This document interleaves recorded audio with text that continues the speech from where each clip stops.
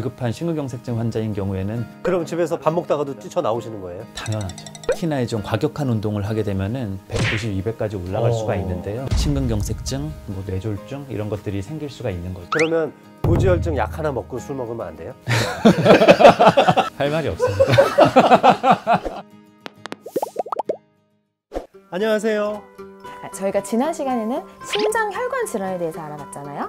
오늘은 말이죠, 이 100세 시대에 맞춰서 혈관 건강을 지키는 비법에 대해서 좀 알아보고자 합니다. 내과 계열의 의사들도 있고 또 외과 계열의 의사들, 이렇게 진료 파트가 크게 두 가지로 나눠지잖아요. 외과 선생님들이야 뭐 전부 다 수술하시느냐고 바쁘니까. 그런데 내과 선생님들 중에 제일 응급 환자를 많이 다루는 과가 어디실 것 같아요? 심장내과. 맞습니다. 맞아요. 저희 응급이 워낙 많죠. 물론 외래 진료도 열심히 하지만 응급 환자가 거의 전체 환자의 절반 정도는 응급실을 통해서. 그럼 뭐 응급실을 하고 그 시술장하고 왔다 갔다 하시겠네요. 시술이라던가 그런 거 응급이 워낙에 많은 거니까 그런 일이 생길 때는 또 어떻게 관리를 하시는지. 그런 일이 생기는 게 다반사죠. 저희는 다반사인데 당직인 날에는 이제 그런 일들이 생길 거를 제가 마음의 각오를 하고 있고 퇴근 시간 이후에 오시더라도 위급한 심근경색증 환자인 경우에는 바로 저희한테 연락이 오게 되어 있거든요. 그럼 집에서 밥 먹다가도 뛰쳐나오시는 거예요? 당연하죠. 바로 뛰쳐나옵니다. 새벽 2시에도 뛰쳐나오시는 거예요? 2시, 3시, 4시에 아무 때나 아무 상관없이요? 네. 얼마나 많이 오세요, 환자분들은?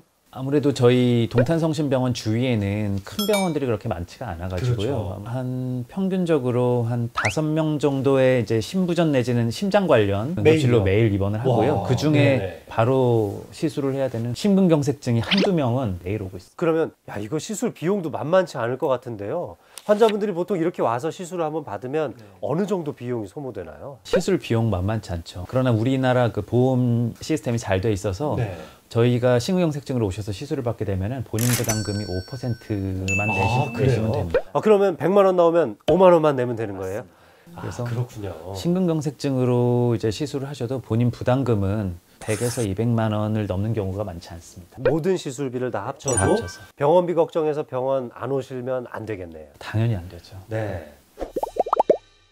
이렇게 한번 심장혈관에 질환이 생기면 생명에도 직결되는 건데 이런 거를 사전에 예방할 수 있는 그러게요. 비법. 비법이요? 네. 그러니까 그런 게 생활 습관이라던가 올바르게 운동할 수 운동하는 있는 방법. 네. 운동을 하게 되면 일시적으로는 우리 몸의 혈압이 굉장히 올라갑니다. 특히나 좀 과격한 운동을 하게 되면은 190, 200까지 올라갈 수가 있는데요. 만일에 협심증처럼 심장혈관이 좁아진 경우나 아니면은 뭐 뇌혈관에도 이렇게 약한 부분이 있을 텐데 그 약한 부분이 터지면서 심근경색증, 뭐 뇌졸중 이런 것들이 생길 수가 있는 거죠. 그러면 혈압이 한 180, 190 넘어가는 운동을 하면 안 되겠네요. 아무래도 뭐 남자 같으면은 뭐 45세, 여자 같으면 55세 이상이거나 고혈압, 당뇨, 고지혈증, 흡연, 비만 이런 위험 요소들 중에 한 3가지 정도를 가지고 있다.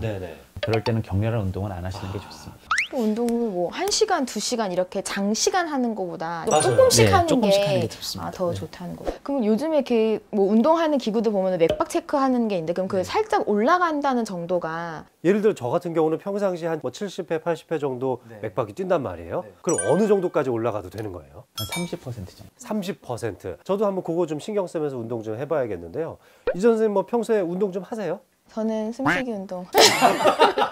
그러고 보면은 우리 병원에서 가장 이 표준적인 생활, 스탠다드맨이라고 생각을 하는데 제가요? 교수님의 평소 혈관 관리 비법을 좀 알고 싶은데 뭐 운동 좀 하시는 게 있으세요? 운동을 해야 된다고 그렇게 환자들한테 말씀은 제가 입에 달고 사는데 직접 저는 많이는 못하고 있습니다. 많이는 못하고 계단을 좀 주로 이용을 하려고.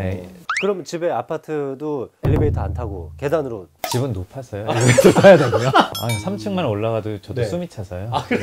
평소에 그 음식 같은 건 어떻게 드세요? 음식은 저는 원래 입맛이 좀 너무 달거나 지방이 많은 음식을 그렇게 좋아하지 않아서요. 먹고 싶은 대로 먹고 살고 있습니다. 아니 뭐예요? 뭐 비법을 좀 알려주셔야죠. 저도 고기를 좀 많이 좋아하는데 그래도 기름이 많은 부위는 되도록 적게 먹으려고 하고 있고 뭐. 그럼 뭐 삼겹살 먹으러 가서 목살 같은 거 시켜서 목살 따로 구워 먹진 않죠.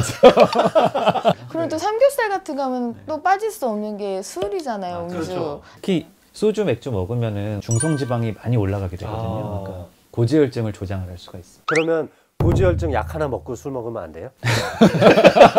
할 말이 없습니다. 그렇죠. 왜냐하면 제가 환자분들의 마음이 자꾸 이해가 가니까. 저도 사실은 환자분들이 한 잔은 안 되냐고 네. 이렇게 물어보시는 분들이 있어요. 그러면 네. 또 많이만 드시지 마세요. 이렇게 그래요. 말씀드리거든요. 사실 진짜 너무 마음이 미어지죠. 하루에 이 술을 한 2잔에서 3잔 정도를 먹으면 예방적 효과가 있다는 코호트 연구가 한 번 있었어요. 그게 저희도 사실은 술을 먹으면은요, 네. 우리 몸의 혈관이 확장이 되면서 그렇죠. 네. 혈색도 돌고 네, 이렇게 네, 네. 됩니다. 그런데 이제 자고 났을 때 다음날 술 먹었을 때 혈관이 확장된 거에 대한 그런 리바운드로 혈관 수축이 오는 경우가 흔히 있어요. 그래서 아주 소량이면 모르겠지만 과한 음주는 저희 질환에는 굉장히 안 좋습니다. 술 드시고 나서 다음날 새벽에 쓰러져서 많이들 실려오시잖아요. 제 친구도 네. 아주 술 좋아하는 친구였는데 네. 계속 흉통이 있다는 거예요. 네. 젊은데 제가 검사를 해드렸는데 거기서 혈관 연축성 협심증이 진단이 오, 돼서 진짜로 그 다음부터는 네, 술을 안 먹고 있나요? 네, 오늘 저희 최재혁 교수님 모시고 심혈관 질환에 대해서 많은 걸 알아봤습니다. 저희는 다음 시간에 더 유익하고 재밌는 내용을 가지고 찾아뵙겠습니다. 감사합니다.